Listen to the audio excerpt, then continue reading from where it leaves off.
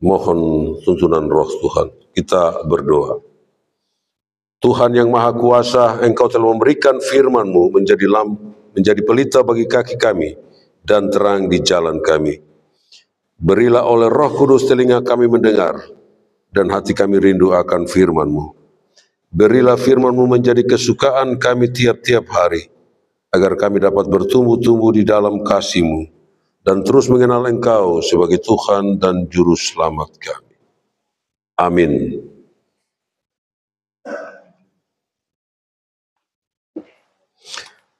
Bagian pembacaan Alkitab Nehemia pasal 9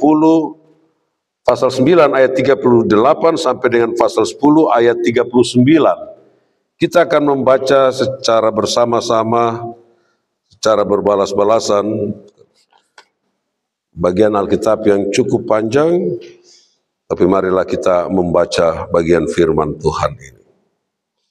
Nehemia pasal 9 ayat 38 sampai pasal 10 ayat 39. Demikianlah firman Tuhan, piagam perjanjian. Saya akan membaca ayat-ayatnya yang genap dan Bapak Ibu akan membaca ayat-ayatnya yang ganjil.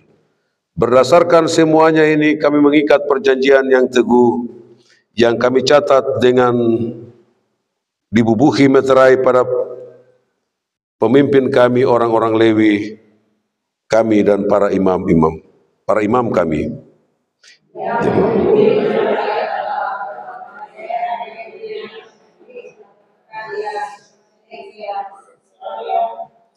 Asaria, Yeremia, Hamot Obaja,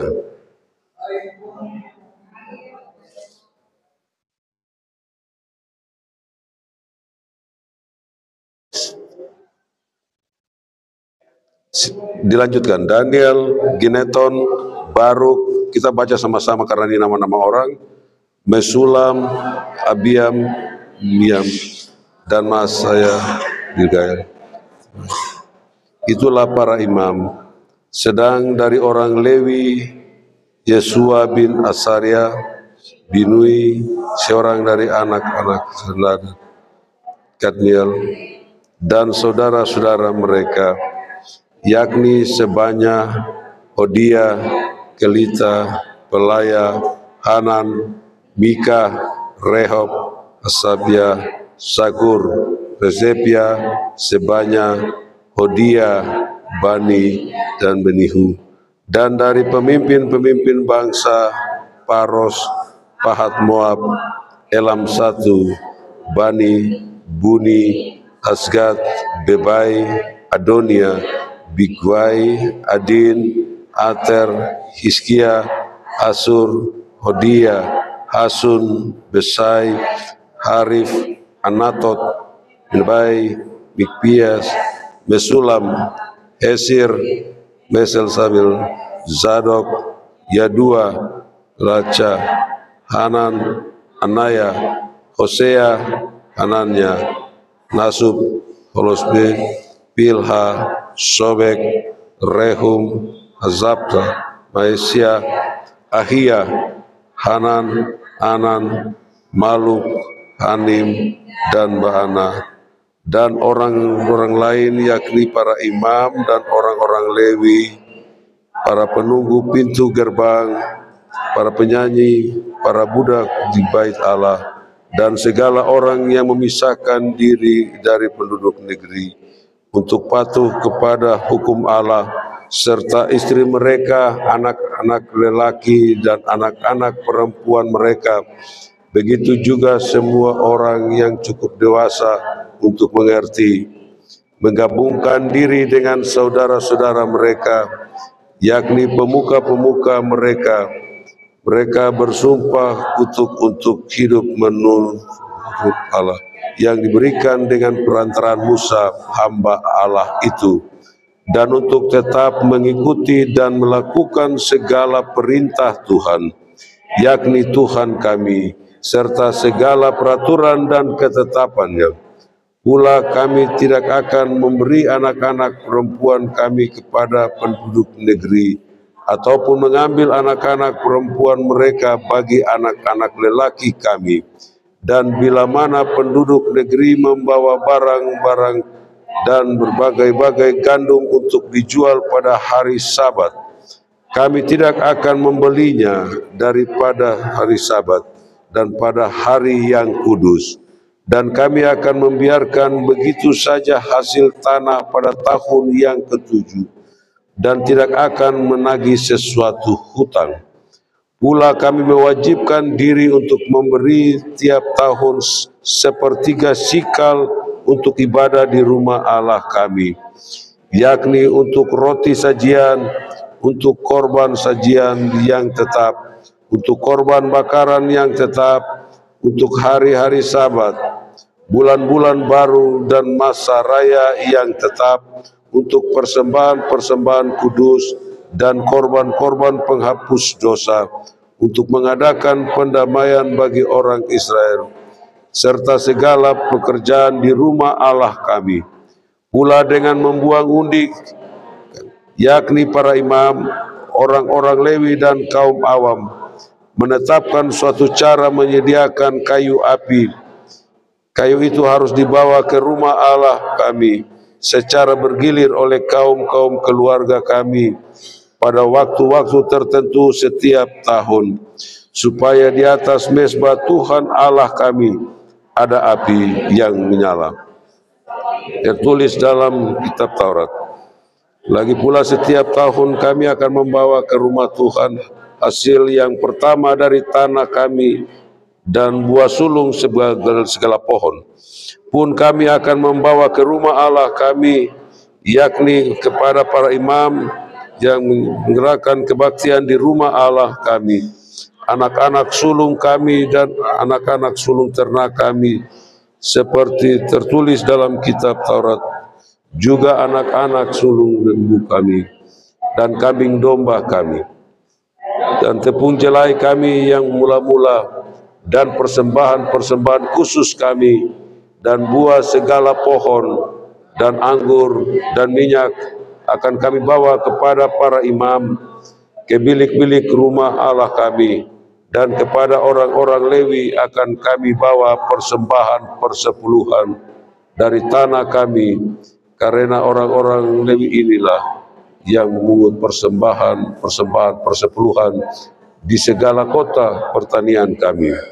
Seorang imam anak Harun akan menyertai orang-orang Lewi itu bila mereka memungut persembahan persepuluhan, dan orang-orang Lewi itu akan membawa persembahan persepuluhan daripada persembahan persepuluhan itu ke rumah Allah kami, ke bilik-bilik rumah perbendaharaan, karena orang Israel dan orang Lewi harus membawa persembahan khusus daripada gandum, anggur, dan minyak ke bilik-bilik itu. Di situ ada perkakas-perkakas tempat kudus.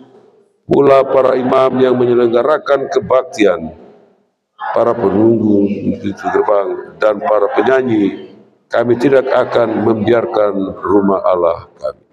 Demikianlah jauh bagian pembacaan Alkitab. Yang berbahagia adalah kita semua yang akan mendengarkan firman ini dan memeliharanya di dalam kehidupan tiap-tiap hari. Haleluya. Haleluya. Haleluya. Haleluya.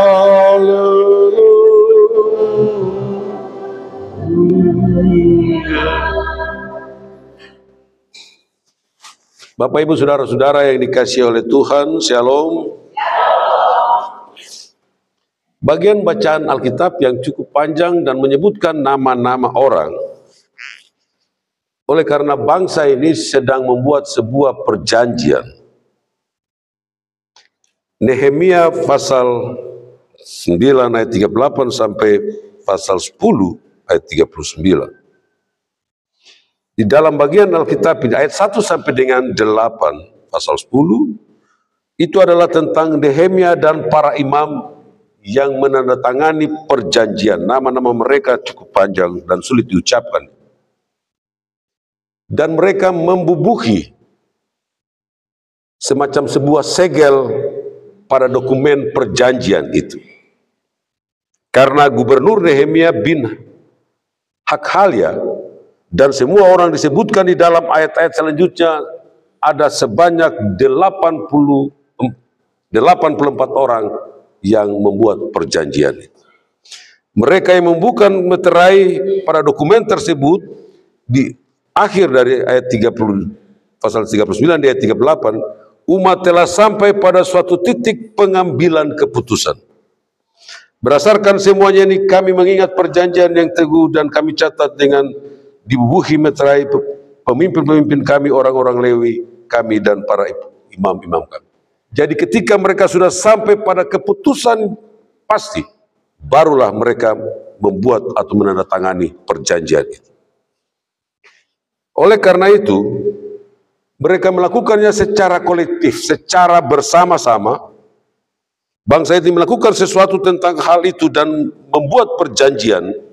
Bangsa ini melakukan sesuatu tentang bagaimana perjanjian ini mengikat mereka dengan Tuhan Allah, dan oleh karena itu mereka mengadakan perjanjian dan menuliskannya bagaimana nama-nama para pemimpin-pemimpin mereka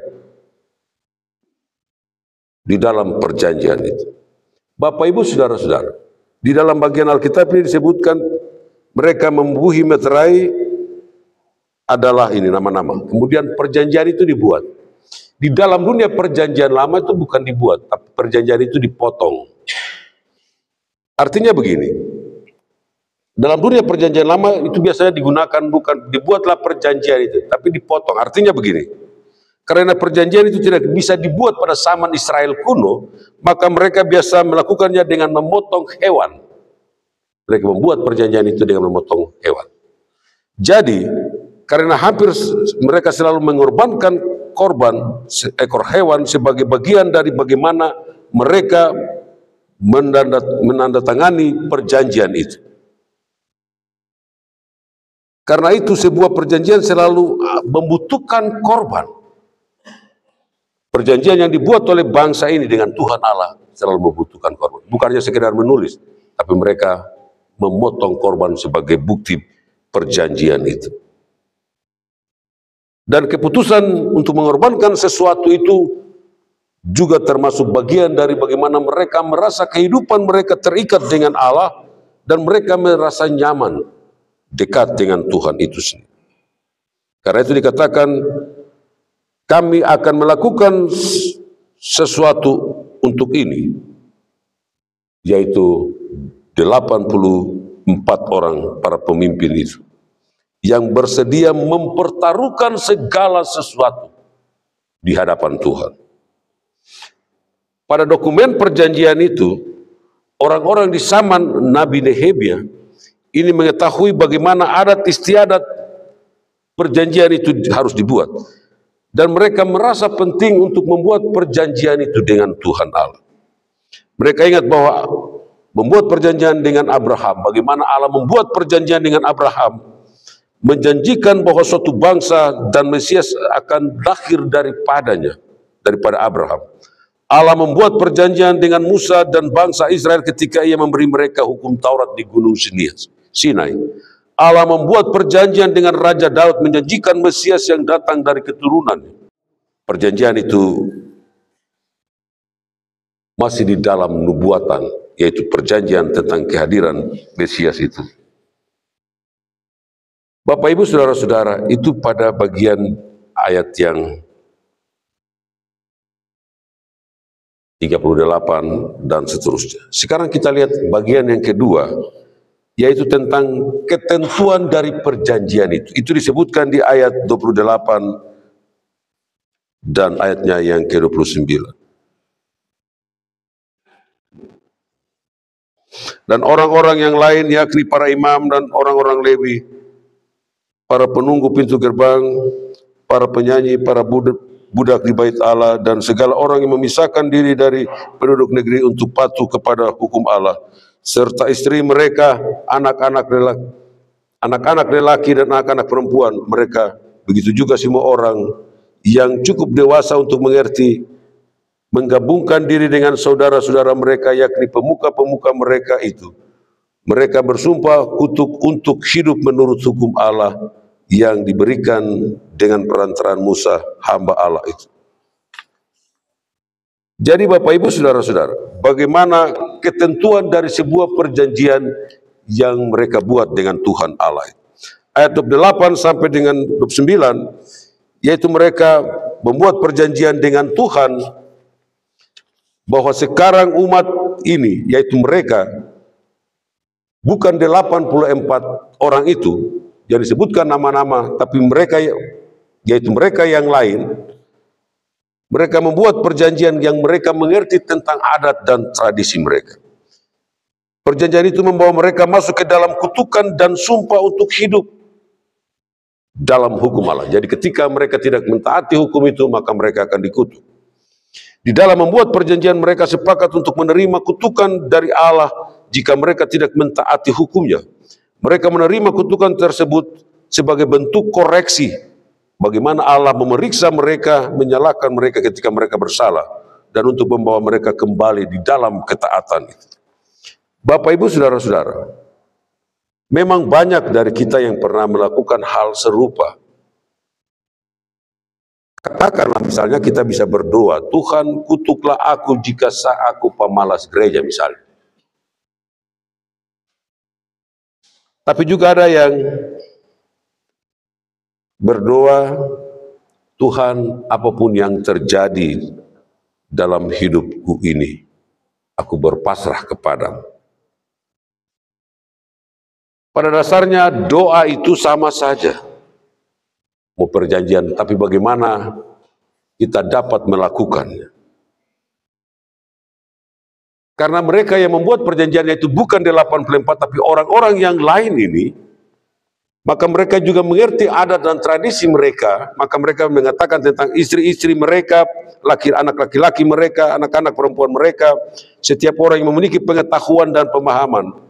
Mereka membuat perjanjian ini secara terbuka, meskipun makna terpenting di dalam perjanjian itu antara individu, tiap-tiap pribadi orang dengan Tuhan, tetapi juga penting bagaimana menjadi saksi bahwa mereka berjanji tidak akan terjadi kawin-mawin. Perjanjian ini sebagai suatu bangsa, maka mereka benar-benar harus bertanggung jawab. Dan karena itu di ayat yang ke-30, bagaimana kita lihat wilayah atau area di mana keputusan itu berlaku. Di ayat 30 dikatakan itu adalah area yang pertama. Keputusan ini hanya berlaku di bagian ini. Di ayat 30 dikatakan, pula kami tidak akan memberi anak-anak perempuan kami kepada penduduk negeri ataupun mengambil anak-anak perempuan mereka bagi laki-laki kami. Pertama tentang hal kawin main, area ini dulu. Di ayat 30. Ini adalah bagian wilayah atau area di mana keputusan ini berlaku. Bahwa mereka akan setia kepada Tuhan dalam hal bagaimana keturunan atau mengawinkan anak-anak laki-laki mereka dan anak-anak perempuan mereka. Kami tidak akan memberi anak-anak perempuan kami sebagai istri kepada penduduk negeri ini, dan tidak akan mengambil anak-anak perempuan mereka untuk anak laki-laki kami. Perjanjian ini adalah untuk melestarikan, menjaga bagaimana prinsip pentingnya bahwa seorang pengikut Tuhan hanya boleh menikah dengan pengikut itu sendiri dan bukan dengan bangsa lain. Jelaslah bahwa berdasarkan pengalaman dan pengamatan bahwa penting untuk memilih pasangan dengan penuh hati-hati, dengan penuh doa itu. Banyak orang memiliki kisah-kisah yang luar biasa juga. Bapak Ibu Saudara-saudara yang dikasihi, di dalam kehidupan rumah tangga tiap-tiap orang, banyak memiliki kisah-kisah yang luar biasa tentang bagaimana Tuhan Allah mempertemukan pasangan kita di dalam kehidupan berkeluarga. Ketika sepasang kekasih dipersatukan, Tuhan ingin menjadikan mereka itu sangat istimewa di hadapannya, karena mereka saling mengenal dalam iman. Tetapi kadang menjadi masalah itu ketika dari Islam dan lain sebagainya. Kalau mereka mau, pengalaman kita sudah pindah, akhirnya mereka keluar lagi, kembali lagi. Dan ini tidak dianjurkan kepada bangsa ini, tidak boleh, karena itu sudah dilarang, karena itu menurut hukum mereka. Karena mereka tahu tentang tradisi mereka. Bapak Ibu saudara-saudara, oleh karena itu, di dalam kehidupan ini bagaimana tiap-tiap orang itu dapat mengambil keputusan bagaimana jalan kehidupan, terutama dalam hal hubungan seperti ini. Bagaimana seorang memutuskan jalan hidupnya, katakanlah kami sebagai pendeta. Kami hanya memilih jalan ini dan tidak ada jalan yang lain. Kami tidak bisa melakukan apa-apa di dalam kehidupan. Kalaupun di dalam hal kita dipertemukan dengan orang yang lain, atau mendapatkan seorang istri yang lain, maka itu juga merupakan bagian bahwa dia akan tetap berada di bagian seperti itu. Oleh karena bagian ini menjadi hal yang penting bagi mereka, terutama di ayat yang ke-30 ini, itu area yang pertama karena mereka tahu tentang adat istiadat. Yang kedua, ayat yang ke-31 adalah bagian yang kedua berlakunya peraturan itu. Dan bila mana penduduk negeri membawa barang-barang dan berbagai-bagai gandum untuk dijual pada hari Sabat, kami tidak akan membelinya dari mereka pada hari Sabat itu, pada hari yang kudus. Dan kami akan membiarkan begitu saja hasil tanah tahunan itu dan tidak akan menagih sesuatu hutang. Perjanjian yang kedua adalah berlaku bagi ini. Karena mereka akan setia kepada Tuhan ketika mereka melakukan transaksi jual beli atau bisnis itu. Dikatakan jika penduduk negeri membawa barang-barang atau biji-bijian untuk dijual pada hari Sabat, maka kami tidak akan membelinya dari mereka dan pada hari Sabat, pada hari yang kudus, dan kami akan mengabaikan hasil tahun ke-7 dan menagih segala hutang. Di dalam GKI, kalau hari Minggu basar itu biasa. Tapi bagi mereka, biar kau bawa banyak, kami tidak akan beli karena ini hari khusus. Tuhan melarang. Berdasarkan hukum perjanjian lama, Allah berfirman bahwa tidak seorang pun boleh membeli atau menjual apapun pada hari Sabat. Warga Yerusalem telah melanggar hukum. Orang di kota Yerusalem telah melanggar hukum ini. Dan mereka sekarang berjanji kepada Allah untuk mentaati. Di dalam pelanggaran hukum ini jelas mereka bisa menghasilkan lebih banyak uang dengan berjualan selama 7 hari dalam 1 minggu. Tapi Tuhan memberikan hukumnya 6 hari lamanya engkau bekerja.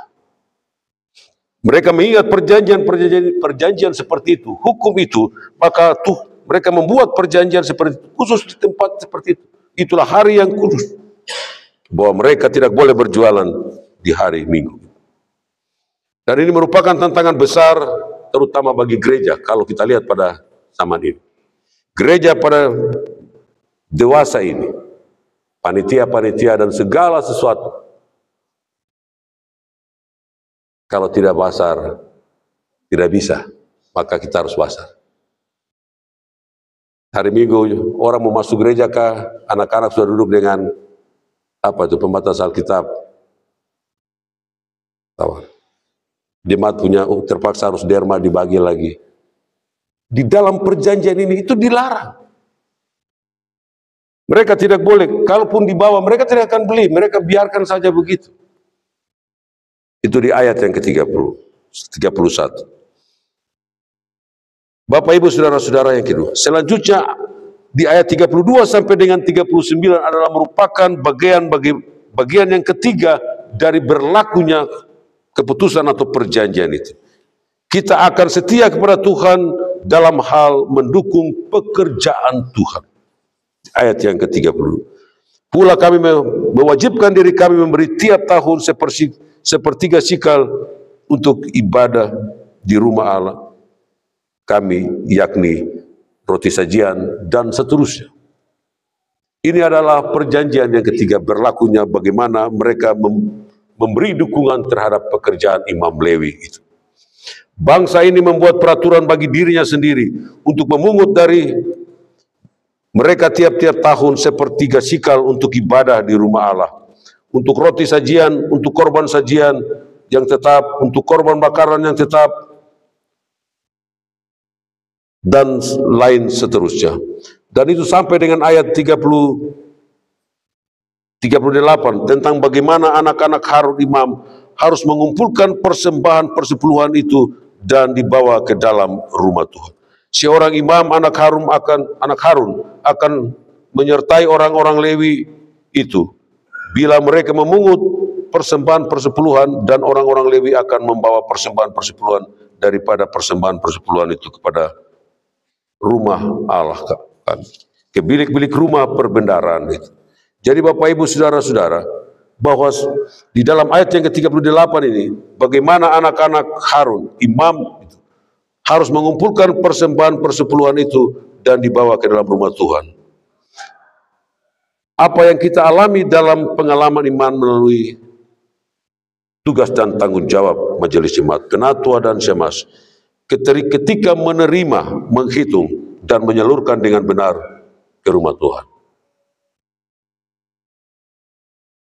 Karena disinilah komitmen yang ketiga dari bagaimana perjanjian itu. Mereka berkomitmen untuk mentaati perintah bahwa anak sulung dan buah sulung serta persembahan persepuluhan mereka bawa ke bait Allah.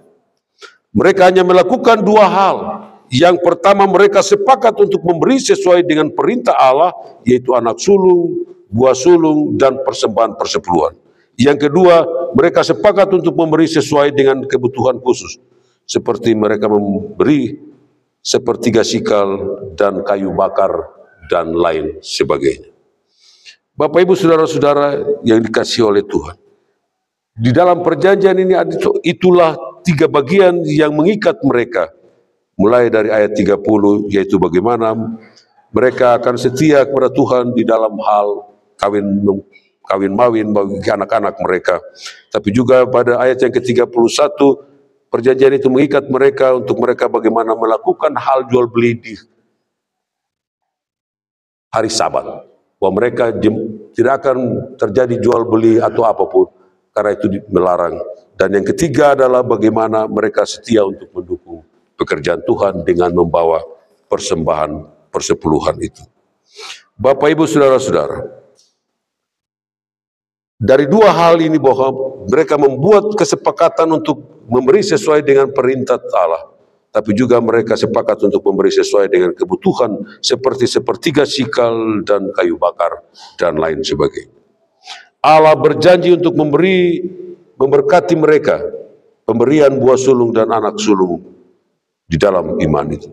Karena itu juga dikatakan di dalam Alkitab, muliakanlah Tuhan dengan hartamu dan dengan hasil pertama dari segala perhiasanmu, dan lumbung-lumbungmu akan diisi penuh sampai melimpah-limpah, dan tempat pemerasanmu akan meluap dengan air buah anggur. Amsal 3 ayat 9 sampai dengan 10. Maka bangsa itu berjanji kepada Tuhan. Artinya bahwa sederhananya begini Bapak Ibu Saudara-saudara. Alkitab mengatakan kita perlu memberi bukan demi orang yang hendak kita beri, tetapi kita memberi untuk membuat hati kita menjadi benar di hadapan Allah. Karena benar-benar apa yang kita beri. Begitu juga seperti bangsa ini, karena mereka harus menguji hati mereka di hadapan Tuhan Allah, sehingga mereka harus membuat perjanjian. Baik di dalam kehidupan mereka, di dalam bagaimana mereka berusaha, tapi juga mereka mendukung pekerjaan. Maka kita belajar ada tiga hal. Bagaimana kehidupan kita di dalam kehidupan berjemaat, maka hanya ada tiga hal. Bagaimana kita bisa hidup bersama-sama dengan orang yang lain, tapi juga bagaimana kita bisa mengelola apa yang ada pada kita dalam kita menghasilkan pekerjaan-pekerjaan kita yang lain, tapi juga dengan penghasilan yang kita terima dari pekerjaan itu, bagaimana kita dapat menggunakannya untuk menolong pekerjaan Tuhan. Karena itu Bapak Ibu Saudara-saudara, Alkitab mengatakan memang kita memberi untuk memberi dukungan kepada pekerjaan Tuhan itu. Dan di dalam bagian pembacaan Alkitab ini kita telah belajar bagaimana tiga hal yang dibuat oleh bangsa itu. Bahwa orang berani membuat perjanjian itu dengan membuat tanda segel itu. 84 orang itu, dan isinya adalah berkaitan dengan tiga hal tadi. Bagaimana mereka melihat hidup di dalam satu bangsa, bahwa mereka harus menjaga kekudusan hidup itu, maka anak-anak mereka tidak dan perempuan mereka tidak bisa kawin keluar, tapi juga dengan bangsa yang lain, tapi juga mereka terikat pada hal yang kedua, yaitu bagaimana mereka tidak bisa berjual beli di hari Sabat itu. Dan yang ketiga adalah bagaimana mereka membawa seluruh persembahan itu untuk menolong pekerjaan. Itulah kesehatian yang dia mau dikatakan di dalam tema khotbah ini, kesehatian di dalam membawa persembahan-persembahan. Karena itu ada hal yang penting, yaitu bagaimana kita menerima, mencatat, menerima, dan menyalurkannya dengan baik ke dalam rumah Tuhan itu. Nah, Bapak Ibu Saudara-saudara, karena itu jika kita memiliki uang, kita memiliki sesuatu yang penting, kita memegangnya erat-erat dan kita tidak mau memberi, maka kita akan tersingkap di dalam hati kita bagaimana kita memiliki. Tapi Tuhan bilang, bukan saja hal kita memiliki uang, tapi apa yang ada pada kita. Kalau kita menggenggam itu kuat-kuat, maka kita lihat, nampaklah apa yang ada di dalam hati kita. Tetapi bagaimana Tuhan mau supaya kita boleh memberi? Bukan untuk orang yang menerima, tapi Tuhan hendak menguji hati kita itu sendiri. Dengan demikian Bapak Ibu Saudara-saudara belajar dari Alkitab ini, maka kita telah belajar bagaimana Tuhan mengajarkan kita untuk memberi dari apa yang ada pada kita.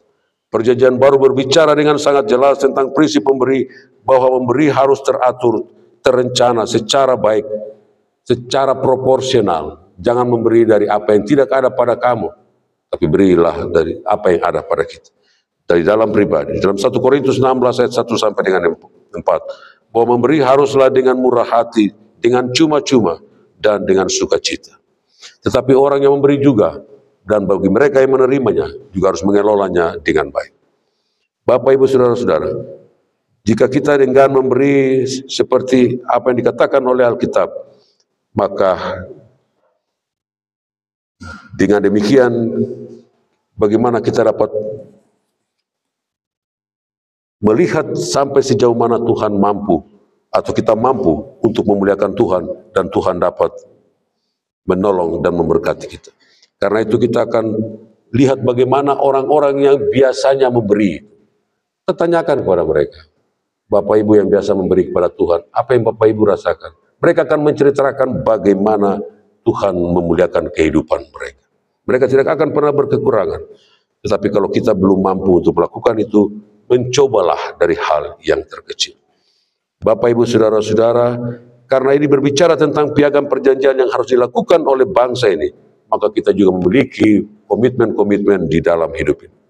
Kita boleh bertanya kepada Tuhan bagaimanakah saya harus melakukan itu. Tapi juga kita boleh belajar dari orang lain yang banyak memberi kepada Tuhan, dan mereka tidak pernah berkekurangan, dan mereka senantiasa diberkati oleh Tuhan.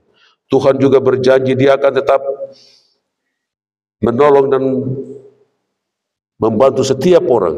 Tuhan tidak akan pernah berhutang apa-apa kepada kita, kecuali kita yang berhutang kepada Tuhan. Karena Tuhan selalu memberi lebih banyak daripada apa yang kita berikan kepada Tuhan. Karena itu di dalam hal prinsip memberi, bagaimana menjadi penting di dalam kehidupan tiap-tiap orang. Bahwa yang perlu, bahwa kita senantiasa mengharapkan berkat dari Tuhan. Karena itu lakukanlah apa yang baik di dalam kehidupan kita. Jangan memberi karena terpaksa. Berilah sesuai dengan apa yang ada padamu, dan berilah sesuai dengan apa yang Tuhan hendak ajarkan kepada. Bagian firman ini memang cukup panjang dan kita memang sulit mengerti, tapi inti dari 3 perjanjian ini adalah 3 hal. Dengan demikian tiap-tiap kita belajar untuk mengerti. Bagaimana kita memperhatikan kehidupan keluarga kita dengan anak-anak kita, bagaimana kita tidak bisa melakukan, tapi biasanya ini lebih kepada panitia-panitia yang biasa suka berjual beli di hari Minggu, pergi berdagang di pasar.